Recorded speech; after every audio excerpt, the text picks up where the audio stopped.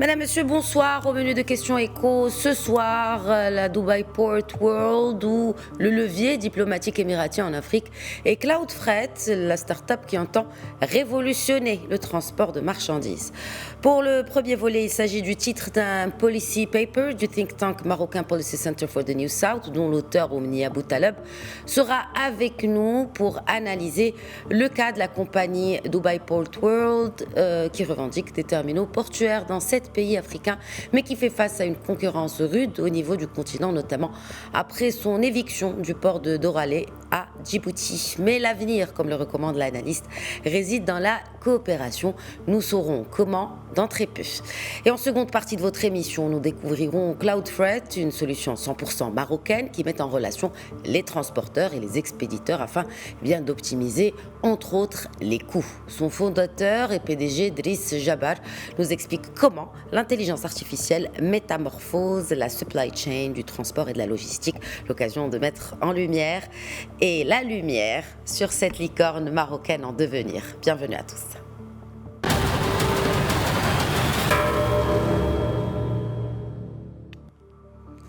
Et j'ai le plaisir d'accueillir depuis Rabat Oumnia Boutaleb, spécialiste en relations internationales au Policy Center for the New South. Bonsoir Oumnia Boutaleb, merci d'être avec nous. Merci de me recevoir. Vous êtes l'auteur du policy paper ou case study intitulé Dubai Port World ou le levier diplomatique émirati en Afrique. Pourquoi cette compagnie en particulier, Oumnia Boutaleb? Alors, c'est une compagnie qui appartient à Dubaï. Et Dubaï, je dirais que c'est indéniablement un émirat qui est très important dans le commerce mondial.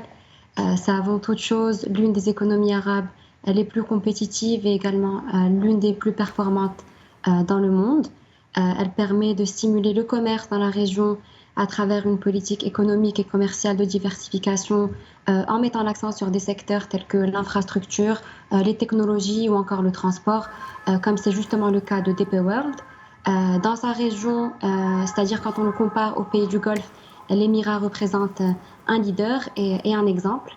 Alors il y a aussi le facteur géographique puisque de par son emplacement qui lui procure une place incontestable dans le commerce, non seulement régional mais également mondial, puisqu'il se situe à la croisée de deux continents et il sert de ce fait de tremplin aux pays asiatiques comme la Chine vers l'Afrique. C'est donc devenu une véritable plaque tournante du commerce international. Et comme je l'ai indiqué dans mon papier, le rapport des Émirats à la mer n'est pas récent, il remonte à plusieurs siècles même. Donc Dubaï a particulièrement gagné la réputation sur la scène internationale d'être un hub logistique et maritime à travers ses investissements massifs. Elle arrive à la 5e place au niveau mondial en ce qui concerne le développement des centres maritimes internationaux, ce qui en fait un acteur extrêmement attractif, compétitif et innovant. Et puis on ne peut pas parler de Dubaï ou de la DP World sans évoquer le port de Jebel Ali, qui se situe à Dubaï et qui a aussi permis à l'émirat de se positionner en plaque tournante du commerce. D'ailleurs, il fait partie des 10 premiers ports à conteneurs du monde, avec en moyenne un trafic de, il me semble, 15,6 millions de VP. On pourrait même dire qu'il dépasse les plus grands ports européens. Et il permet aussi de relier l'Asie à l'Europe à travers le canal de Suez, qui est une région avec un flux maritime et commercial extrêmement important. Oui, notamment entre ce port de Rotterdam et celui de Singapour, ce port de Jebel Ali à Dubaï. Alors justement, on s'intéresse de plus près à cette compagnie, la Dubai Port World, qui est donc un géant, n'est-ce pas, des infrastructures portuaires, mais pas que. Donc dans votre policy paper, il y a aussi ce positionnement de cette compagnie sur le continent africain. Dites-nous davantage sur ce positionnement et notamment avec toute la concurrence qu'il y a autour, au vu bien sûr du potentiel énorme qu'offre le continent africain. Alors oui, effectivement, en Afrique, la compagnie est de plus en plus présente. Alors aujourd'hui, elle est présente dans une dizaine de pays, dont le Sénégal, le Mali, la RDC, l'Algérie, l'Égypte, la Somalie, l'Angola et de nombreux autres pays. Au départ, l'entreprise s'est intéressée principalement à s'établir dans la Corne de l'Afrique, qui est, comme vous le savez, sa zone d'intérêt traditionnelle. Puis, elle a cherché à s'élargir vers les ports d'Afrique de l'Ouest, du Nord, puis ensuite, plus récemment, vers l'Afrique australe. Alors, ce qui est intéressant en Afrique, c'est que l'entreprise ne va pas seulement se contenter de construire des ports, elle va intervenir sur l'ensemble de la chaîne de valeur. Et puis, comme je l'explique encore une fois dans mon papier, en Afrique, l'importance et le succès des infrastructures dépend en grande partie de la connexion entre les différents ports régionaux, mais aussi de la liaison avec les routes commerciales et les plateformes logistiques importantes. Et c'est ce que justement DP World tente d'implémenter sur le continent. Donc, on sait aujourd'hui que dans plusieurs pays, la présence et les investissements de DP World ont contribué au développement économique. Alors, je ne pourrais malheureusement pas vous citer tous les exemples, mais on peut rapidement, par exemple, parler du Sénégal, qui est très représentatif, à mon sens, du positionnement de DP World en Afrique. Donc, dans ce pays, on a un accord de concession de 25 ans qui a été signé avec la DP World et qui a entraîné une croissance du volume des échanges de 135% en l'espace d'une dizaine d'années.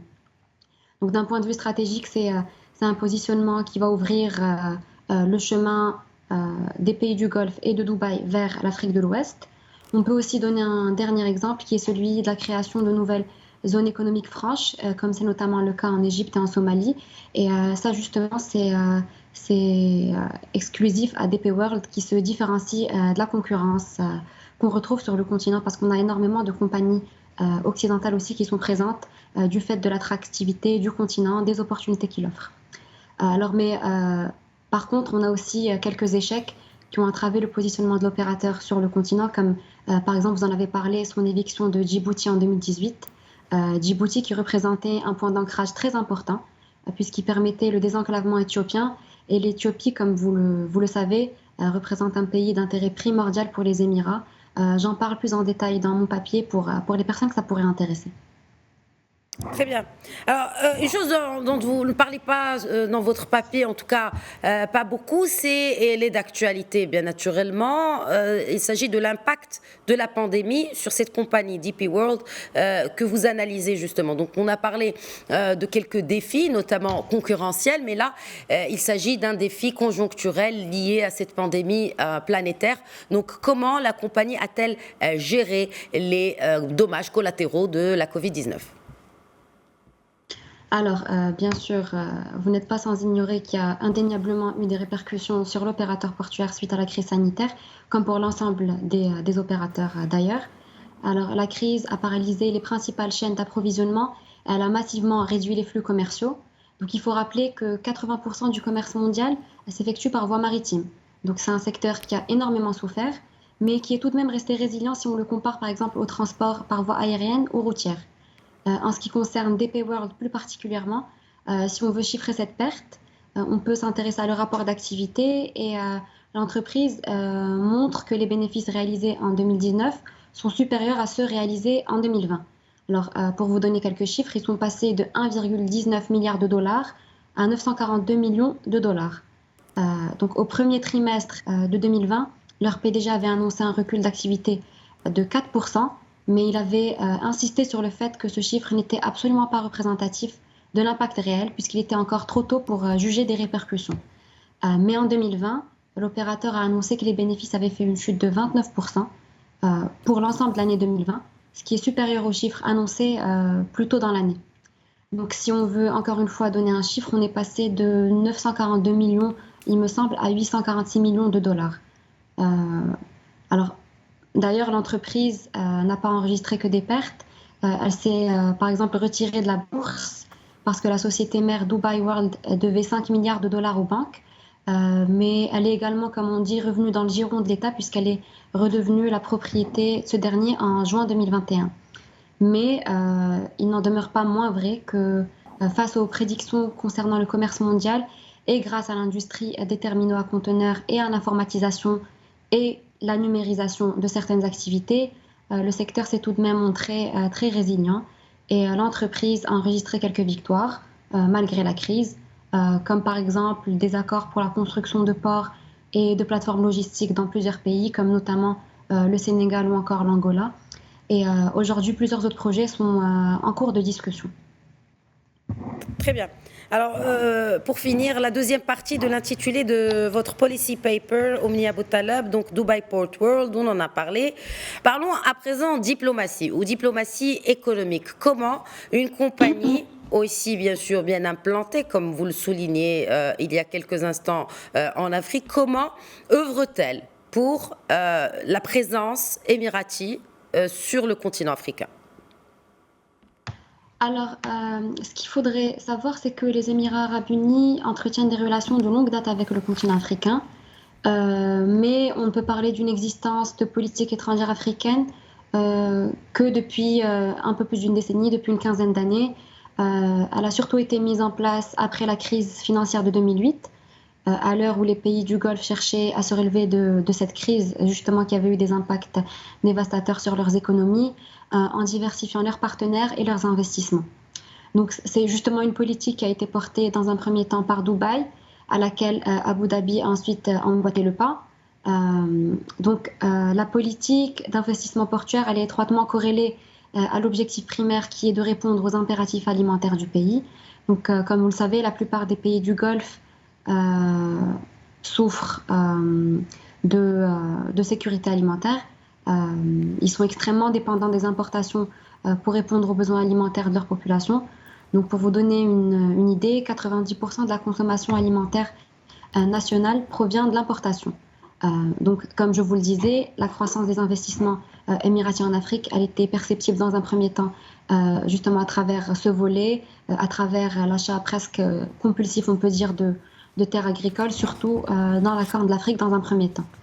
Donc, c'était une politique d'acquisition de terres, dite politique de land grabbing, qui était considérée comme fortement stratégique pour le pays et qui revêtait bien sûr un intérêt non seulement économique, mais également politique. Puis en 2011, on voit une nouvelle orientation de cette politique économique qui va s'élargir aux intérêts politiques et militaires du pays sur le continent.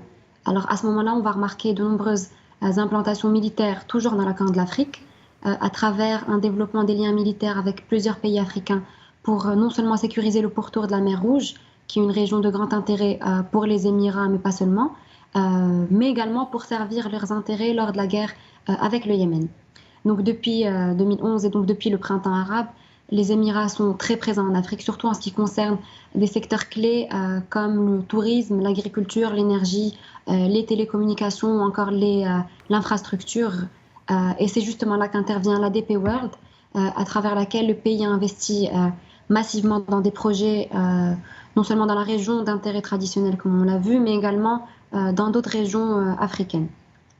Par exemple, pour le cas de l'Afrique, si on prend l'exemple du Rwanda, c'est typiquement un pays qui va permettre de mettre en avant Dubaï en mettant en lien les entreprises du pays sur le plan local avec les marchés internationaux à travers la création de hubs qui vont ouvrir le passage du Golfe vers l'Afrique. Puis, on peut distinguer un troisième temps ou une troisième étape si on veut. Et cette fois-ci, c'est une diplomatie qui va servir les intérêts économiques qui a été déclenchée à la suite de la crise du Golfe. Donc on a remarqué une sorte d'exportation des rivalités nées de cette crise sur le continent africain. Donc rapidement pour conclure, on peut dire que ces dernières années, les Émirats sont devenus un acteur incontournable en Afrique sur les aspects politiques, économiques, sécuritaires et militaires. Le pays a multiplié les alliances stratégiques sur le continent et les a accompagnés d'investissements dans des projets d'infrastructure, de développement, mais également sous forme d'aide humanitaire, comme on a pu le voir avec le Covid par exemple. Et pour finir, le pays est devenu en 2016 le second plus grand investisseur en Afrique après la Chine, ce qui est très représentatif de son implantation sur le continent. Absolument. Merci beaucoup, Omnia Boutaleb, experte en relations internationales au Policy Center for the New South.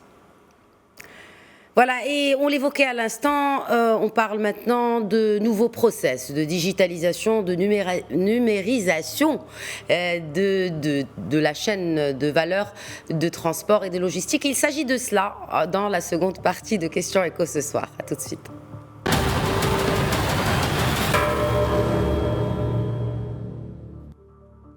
Et pour parler de cela, j'accueille depuis Paris par Skype Driss Jabbar, fondateur et PDG de Cloudfreight, plateforme dédiée à mettre en relation les transporteurs et les expéditeurs afin d'optimiser le retour à vide des camions. Et je vous cite là, Driss Jabbar, bonsoir, merci d'être avec nous sur Média TV ce soir. Merci à vous pour l'invitation. Donc on parle de Cloudfreight, comment tout cela a commencé ? Ça a commencé en fait par un constat qui est très accablant et qui est le nombre en fait de camions qui retournent à vide après avoir livré une marchandise. Il faut savoir que c'est un camion sur 3 qui retourne à vide et pour moi c'était une aberration sur le plan économique et écologique. Sur le plan économique, c'est une perte de chiffre d'affaires pour tous les professionnels du transport parce que en revenant à vide, c'est des kilomètres parcourus à vide et du coup, c'est du carburant qui est gaspillé avec plus de charges qui sont aussi endossées par ces entreprises-là. Et sur le plan écologique, c'est des millions de tonnes de CO2 dans la nature avec un impact très néfaste pour notre environnement.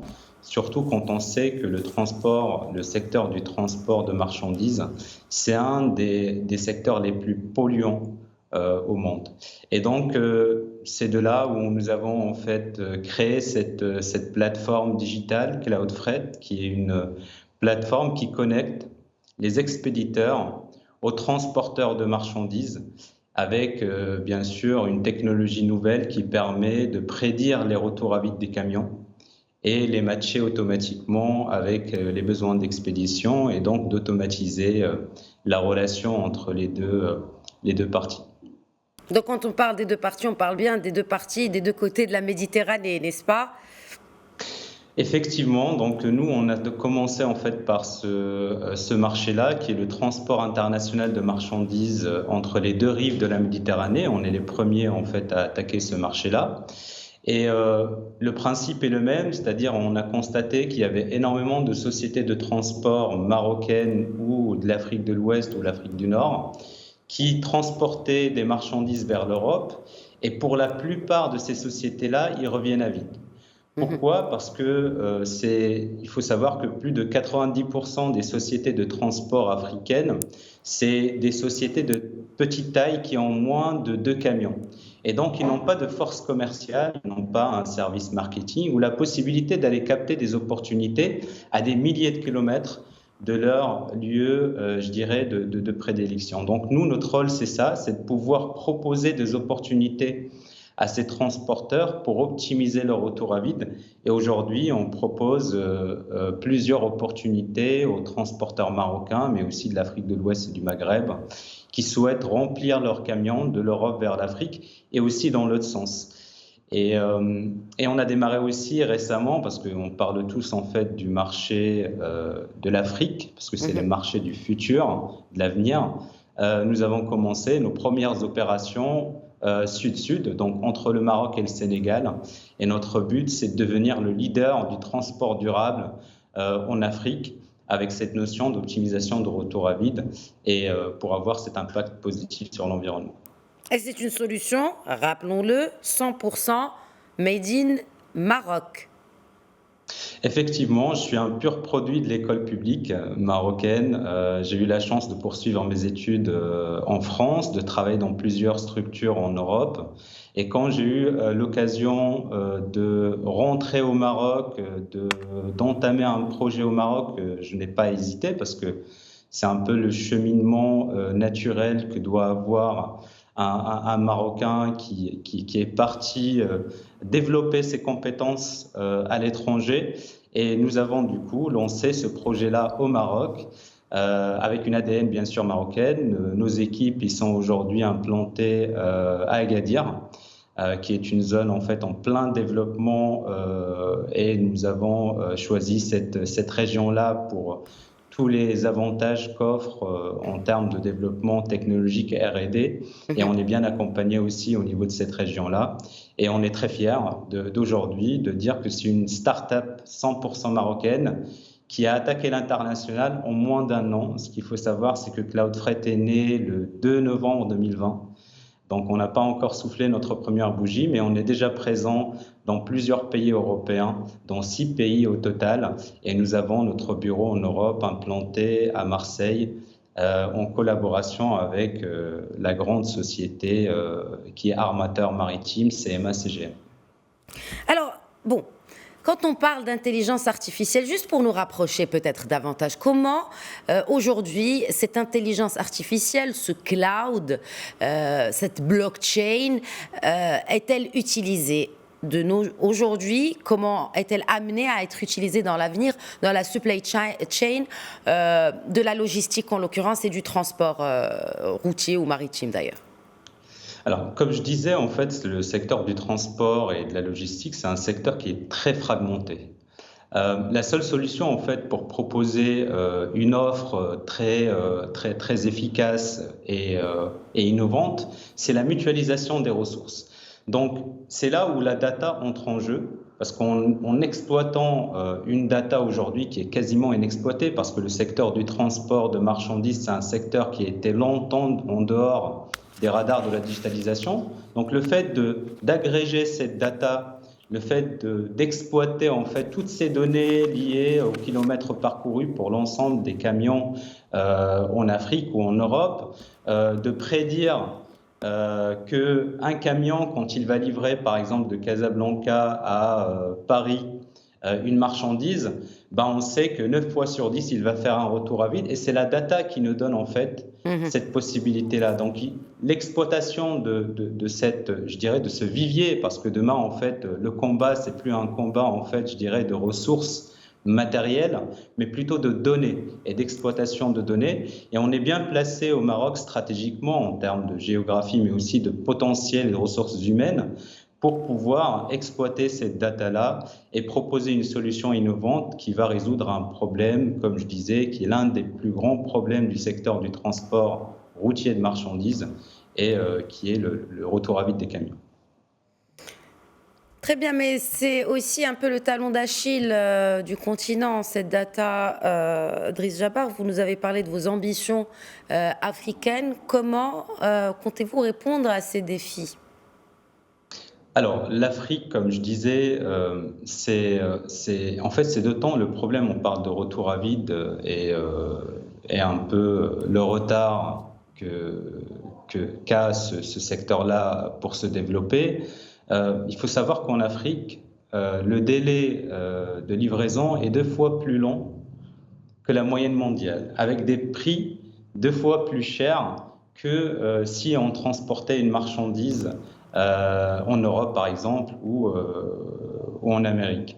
Pourquoi ? Parce que effectivement, c'est un secteur qui est fragmenté et qui est un secteur qui, aujourd'hui, continue en fait à utiliser des outils qui sont obsolètes. On parle de téléphone, pour les plus développés, ils ont un fichier Excel.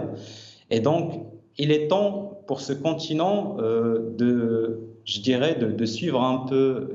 C'est pas une tendance, c'est plus en fait un luxe de digitaliser les process, c'est devenu une nécessité pour survivre. Et la pandémie, en fait, nous a prouvé justement que les sociétés qui ont entamé ce processus de digitalisation en amont, c'est les sociétés qui ont su survivre et encore plus se développer davantage pendant cette crise sanitaire. Et l'Afrique, j'ai pas besoin de le préciser, c'est certainement le continent où il va falloir en fait être les prochaines années, et c'est le continent de consommation, le premier continent de consommation avec plus de 25% de la population mondiale, et il est temps d'entrer, je dirais, dans l'ère du digital, dans ce continent-là, et d'exploiter tout le potentiel qu'on pourrait bien sûr exploiter. Et le Maroc est bien placé pour jouer un rôle important dans ce continent-là, à travers déjà l'implantation de pas mal de sociétés marocaines et aussi l'image qu'a le Maroc au niveau de l'Afrique et qui permet à des start-upers comme nous d'être bien accueillis en fait dans des pays africains. Rapidement, combien ça coûte d'avoir recours à ce genre de solution, si je suis transporteur ou expéditeur, pour ceux qui nous regardent en l'occurrence? Alors, parmi les bienfaits de cette plateforme, c'est du gagnant-gagnant parce que pour les expéditeurs, ils vont pas acheter au même prix en fait une place vide. Et donc, c'est une économie de coût qui peut aller de 20 à 40%. Donc, c'est 20 à 40% moins cher que s'ils passaient par des acteurs classiques internationaux. Et pour les transporteurs, c'est que du bénéfice parce que ils optimisent leur retour à vide. Et souvent, c'est de la marge bénéficiaire directe et c'est un chiffre d'affaires supplémentaire qui permet à cette population de transporteurs qui, aujourd'hui, ils tournent autour de 2-3% de marge, de pouvoir justement vivre et développer leur activité en achetant plus de camions, en développant plus leur activité. Et du coup, voilà, c'est du win-win pour les deux parties. Et bien sûr, c'est aussi un grand avantage pour notre environnement, puisqu'on contribue à chasser les kilomètres parcourus à vide et ainsi avoir un impact positif sur notre l'environnement. environnement. Très bien. Merci beaucoup, Driss Jabal, fondateur et PDG de C'est moi. Cloudfret. Merci d'avoir répondu à nos questions. Merci beaucoup. Voilà, c'est la fin de Questions Écho. Très bonne soirée à tous.